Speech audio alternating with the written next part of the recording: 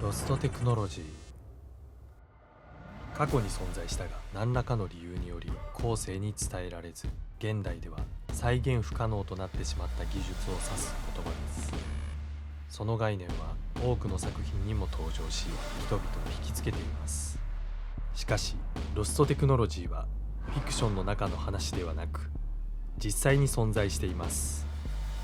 バイオリンの最高傑作と言われる伝説の名工の作った楽器、ストラディバリウス。アメリカ・サンタフェ市内のチャペルにある支柱のない螺旋階段、奇跡の階段。どれも現代の科学技術では再現に成功していません。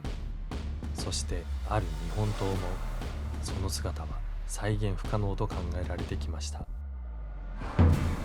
太刀、無名、一文字。現代日本国宝にも指定されているこの日本刀。その華やかな刃文から羽を広げた山鳥に例えられ、山頂部、大和リゲと呼ばれました。作られたのは推定800年前。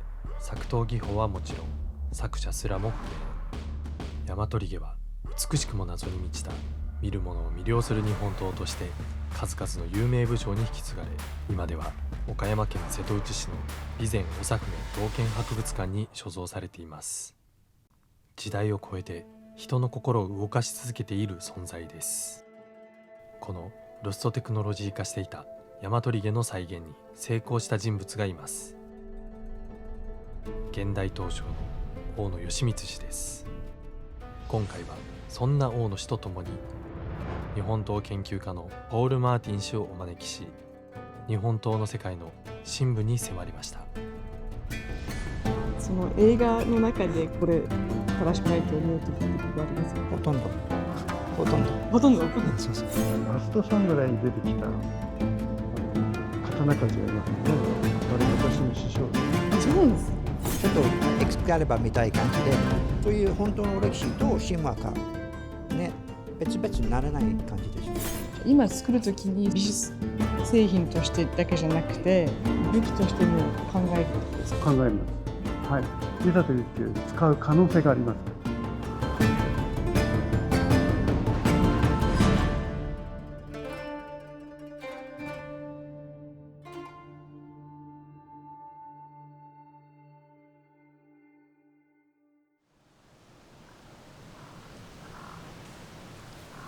どうぞ。さっきの。はい。じゃあいいですか？はい。じゃあよろしくお願いします。じゃあ小野さん、早速なんですけど、自己紹介を、簡単な経歴をしてもらえますか？刀鍛冶の大野義満です。よろしくお願いします。それでその簡単な経歴も欲しかった。経歴って言っても、今から50何年か前に刀を手に取って見る機会があって、それで刀っていいなと思ったんで、ちょっと研究してみようと思って、学生の頃ですね。でそれから刀の本を買って研究をし始めて、でやってるうちに刀を作ってみようと、自分の人生かけてやってみようかなという気になって、それである人、刀に詳しい人のところへ行って弟子に入りたい、どこか紹介してくださいということで、紹介されたところを今入ったんですけどね。そこで修行してなんとか刀鍛冶になれました。その刀を作るこの意図って何ですか？美術的な目線としてってことですか？その美しさですね。美しさ。その刀自体って日本人の精神とか哲学的な意味として含まれてるんですか？それ武士の象徴でもあるか、侍の象徴ですよね。侍文化の象徴でもあるということで。それでも侍今いないじゃないですか。でその象徴として残ってるとしても、その刀自体ってもうそういうふうに使ってないじゃないですか。そのいわゆる武器として。武器としては今銃の方がねそうですよね。はるかに優れてますから。でもその刀の魅力ってのはやっぱり美しさだと思うんですよね。そう今その刀自体って武器として使いたければ使えるんですか？使います。使います。はい。かなり強力な武器ではあるんですね。今作るときに一応この美術製品としてだけじゃなくて武器としても考えるってことですか？考えます。あ、考えます。はい。いざという時使う可能性がありますか使う可能性あります。ら。はい。それってどういう場面？一番簡単なのはね、銀行へ持ってって振り回すことでしょうね。なるほどね。それと、あと刀を持っているところに人がね入ってきた場合、要するに武器として守りの武器なんですけどね、そういう時には使えるかもしれない。でも本来は使うべきじゃないと思いますけどね。もっともっと武器としてメインではなかった。もっと一番国的な武器が一番遠いからよく使えるものでしょうね。それからもっともっと弓と矢があったし、槍とか薙刀があったので、敵から遠いところで使えるし、もうちょっと安全。実は刀を使ったら非常に危ない。よく切っても切れるから、ね。それから刀が本当に最後の最後だった。ね、それは先に言った通りで自分を守るために、他の人を殺すためではなくて最後の最後、ね、それから海外にほとんどまずは武器としてと思っている。でも日本人は武器だけど、でも実は美術品とお守りが刀のことと思われているし。じゃあお守りとしての方が大事っていうことで理解してもいいってことですかね？そうですね。厄除けっていうのがあるんですね。それは刃物が持っている魔力っていう力ですからね。それで昔は家を建てると厄除けと魔除けの意味を込めて屋根裏に刀とか刃物を置いたんです。それが今古い家を壊すと時々出てくることがある。そうなんですね。はい。見えないところに入ってるってことですか？そうです。見えないところ。ポールさん、イギリス出身ですよね。はい、ヨーロッパ人からしたらその刀っていうかその剣っていうもの自体って使ってたわけじゃないですか。はい、日本の刀と、ヨーロッパの剣を比べることありますか？もちろん武器として刀鍛冶が同じ目的あるんですけどね。折れず曲がらずよく切ること。ね、でも日本刀がその鉄は美が入っている。鉄の美を認めていることでしょうね。それから鑑賞もできるし、武器として使われるけど、でも鎌倉時代から一番証拠がある美術品として認めていることを鑑賞しているの絵が残っている。そういうね、日本との鑑賞の習慣が日本しかない。海外にない。その剣の鉄を鑑賞することないんです。ただ磨いて鏡みたいになっちゃって武器として使って、もしかして外装は宝石入っているし場合があるんですけど、でも日本とは刀身がそのものが美術品です。その違いがあると思います。お守り的な刀としてのシンボルとしての強さって何かあるんですか？その一刀というか一振り。この刀。ちょっと日本刀ではないけど、ちょっとエクスカリバーみたいな感じで、クスナギの剣はね、日本の神話の中で大和のオロチの尻尾で発見して、でも2019年でも天皇さんの天皇になる儀式で隣にそういう箱があった。とっても不思議と思いますね。オロチの尻尾の中発見した刀が隣にあるだそうです。そういう本当の歴史と神話か、ね、別々にならない感じでしょうね。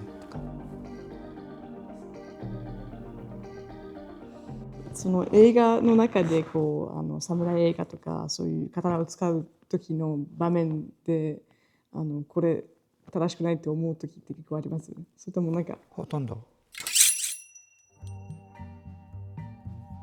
そうそう違うと思います。できるときは変な音しているしないとかね、とガチーンとかね、それはほとんどしないし。その振る舞いも違うんですか？刀はそんなにできないと思いますね。刀の戦いはすぐ終わるね、切ったら。さって言って。まあそんなに上手なればね。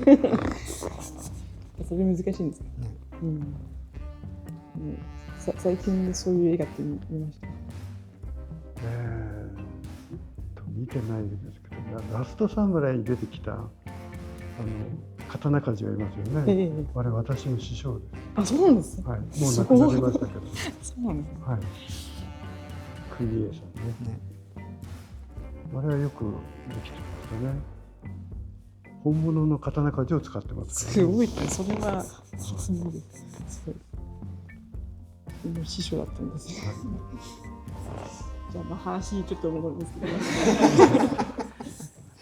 ど、なんで尼に来たの？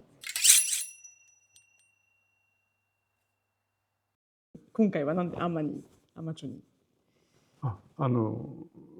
刀を奉納するために来たんですよね。明日奉納式があります。その尼町に越すの特別な何かがあります？やっぱり後鳥羽上皇の話が伝わってますからね。五番鍛冶というのを決めて刀鍛冶に刀を作られた人ですから、それに従ってこの島に刀鍛冶は渡ったんじゃないかという話も残ってますよね。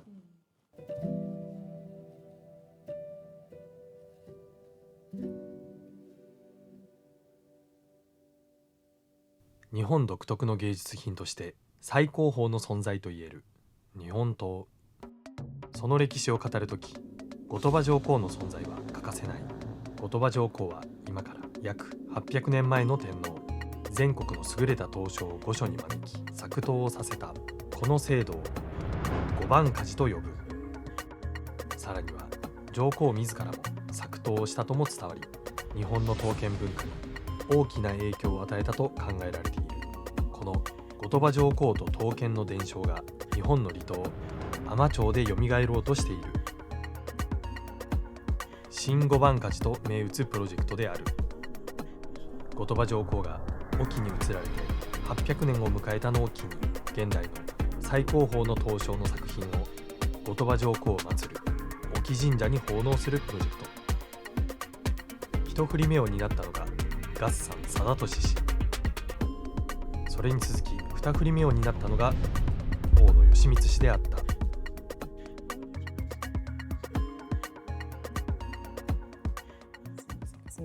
なんで今回大野先生を選んだんですか？2本目を作るために。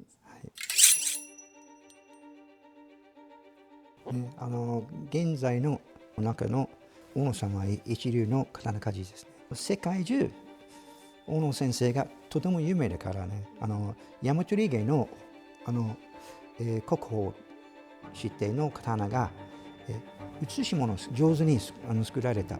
それからとても有名になっちゃった。800年前の技術は再現して素晴らしい技術自分で作られて、そして現在でも長寿馬、いろんな長寿馬あるんだけど彼の特徴が入っているので、さらにそういう長寿馬が大野長寿の名前付けられた。そういう空誓そこまで入っているので、自分の長寿再現しただけどでも現在風なものだから大野長寿と呼べている、ね。その芸術自体がどういう、細かく言うとどういう特徴があるんですか？華やかで綺麗だってことですよね。華やかで綺麗。見れば一番簡単なの。ただ比較的少ないです。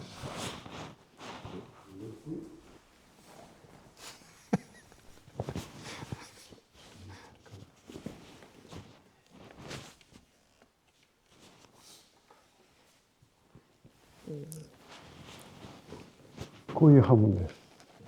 す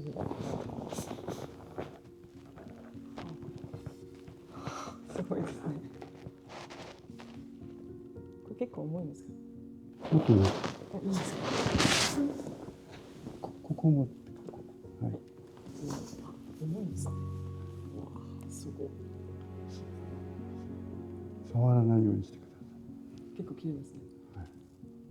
刀を持ったら喋るといけないんで、喋ってはいけない。唾が飛ぶから。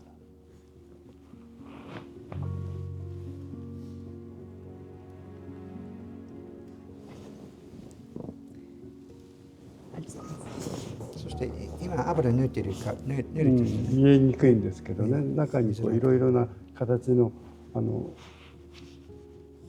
刃文がねあるんです。まあ用、専門語ですけどね、用とか足とか、それから入り口の良さとか、専門語だからちょっと分かりにくいと思います。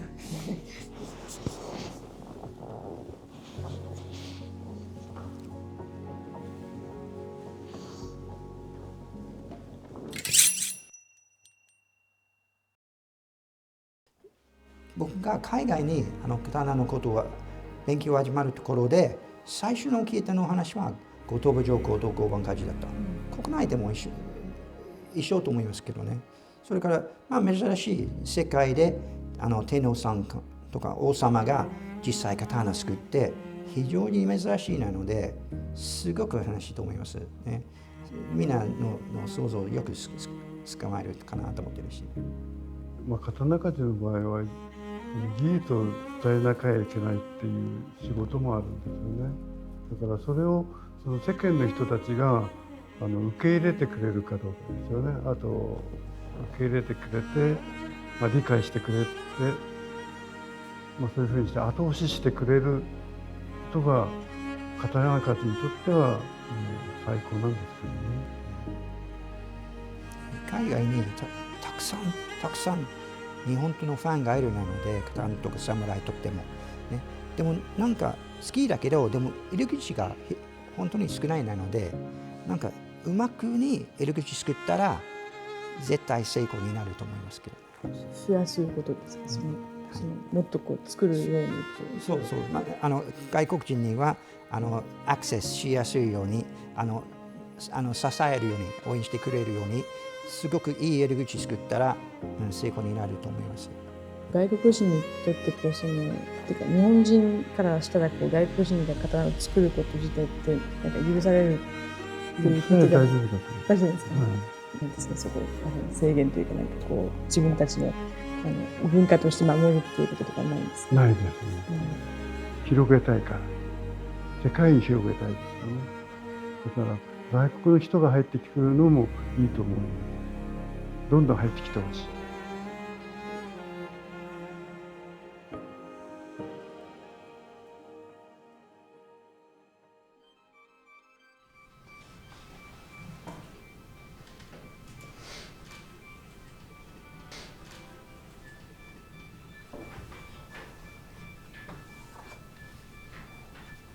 こうして次の日、大野先生の日本刀が海士町に奉納された。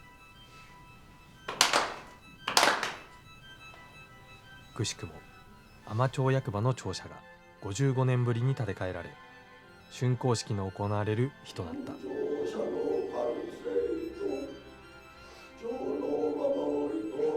日本における最高峰の芸術品として、そして町の平穏を願うお守り刀として、この一振りは海士町の後鳥羽院資料館にて見ることができる。